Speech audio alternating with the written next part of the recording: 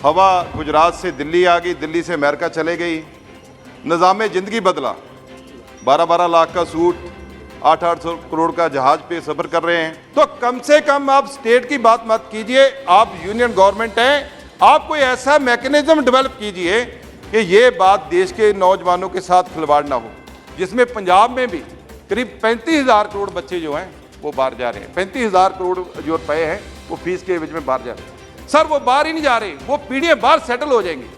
जब वो पीढ़ी बाहर सेटल हो जाएगी तो आप बताइए कि जो अच्छा ब्रेन है वो तो बाहर चला गया, तो आप कैसे करेंगे? बाबा राम रहीम को छोड़ा जा रहा है सर, उससे हमारे माहौल खराब हो रहे हैं, इनके लोग जाकर उनको नतमस्तक हो रहे हैं, उनके ऊपर बड़े बड़े ब्लेम है सर। तो मैं उनके ऊपर एक बात कहना चाहता हूं, एक शेर है, दिल बदला हवा बदली निज़ाम ज़िंदगी बदला। दिल भी बदल गया प्राइम मिनिस्टर साहब, हवा गुजरात से दिल्ली आ गई, दिल्ली से अमेरिका चले गई, निज़ाम ज़िंदगी बदला। 12-12 लाख का सूट, 800 करोड़ का जहाज पे सफ़र कर रहे हैं। सुकून मिलता जहां दिल को न तक ना वो मुकाम आया। अब इसके आगे आप क्या चाहिए? आपने कहा कल के हमें विपक्ष जो है वो गाली देता है। प्राइम मिनिस्टर साहब, विपक्ष नहीं, आपको कोई आदमी भी गाली नहीं दे सकता, आप हमारे भी प्राइम मिनिस्टर हैं। कोई आदमी हिम्मत नहीं कर सकता आपके अगेंस्ट बोलने की, आप हमारे भी प्राइम मिनिस्टर हैं। लेकिन आलोचना तो सुननी पड़ेगी। इस हाउस में आप आलोचना भी नहीं सुनेंगे तो उसको गाली का नाम देंगे, ये हमें बहुत बुरा लगा है प्राइम मिनिस्टर साहब। ये हम आपको शादी देते हैं कि कोई आदमी आपकी तरफ गाली नहीं निकाल सकता इस देश में। सो मेरा कहने का है, ये बजट को अमृत बजट का नाम दिया गया और मैं बहुत ज़्यादा जो ध्यान है आपका नौजवान पीढ़ी की तरफ ले जाना चाहता हूं। अमृत पीढ़ी का एक नाम दिया गया उनको कि अमृत पीढ़ी, आगे अमृत पीढ़ी शुरू होगी।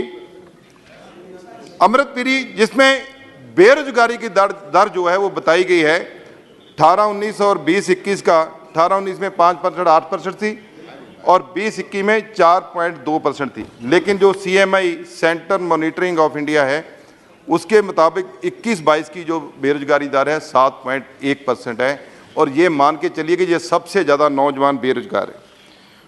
वो बेरोजगार नौजवान का शोषण हो रहा है।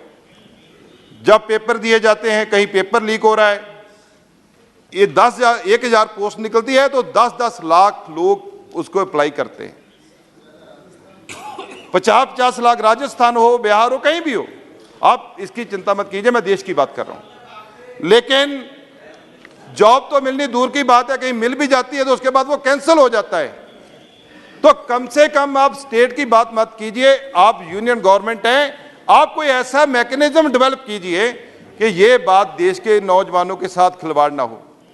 अब देश का नौजवान सुबह से लेकर दोपहर तक वर्जिश करता था, एक उसका ध्यान था कि आर्मी में भर्ती हो जाएंगे, अब वो भी प्राइवेट हो रही है, अग्निवीर बन रहे हैं। अब अग्निवीर को शिक्षित कर आप, हम अंडर डेवलप्ड कंट्री हैं, हम डेवलप्ड कंट्री नहीं है। जब वो हमारे समाज में आएंगे तो बहुत कुरीतियां हैं हमारे समाज में, हम लोग सब नीचे से आते हैं। तो मैं रिक्वेस्ट करना चाहता हूं कि इसके साथ साथ जो नौजवान वर्ग है उसको सही तरीके का आईना दिखाइए कि ये इस देश की स्थिति है। आप पेंट चाहे जितना मर्जी कर ले, लेकिन जो नींव कमजोर होगी तो वो ऊपर अच्छा मकान नहीं बन सकता, ये हमारा मानना है।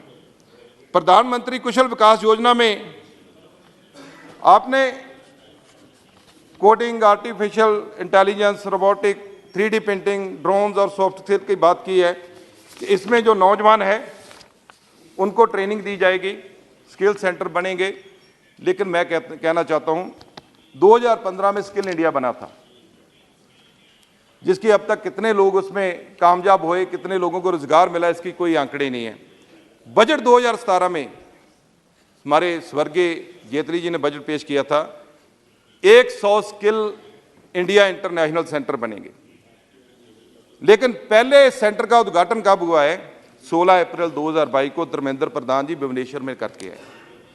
सर ये जो नौजवान जिसकी आप बात सेशन में यहाँ बजट सेशन में करते हैं या पार्लियामेंट में करते हैं कि हम इतना दिशा दिखा रहे हैं, फ्यूचर ये इंडिया का बनेगा, 2022 से लेकर 2027 की बात करते हैं कि ये 2022 से लेकर 2027 का अमृतकाल चलेगा, लेकिन ये अमृतकाल कैसे चलेगा? पहला स्किल सेंटर आपका 6 साल में एक बनता है।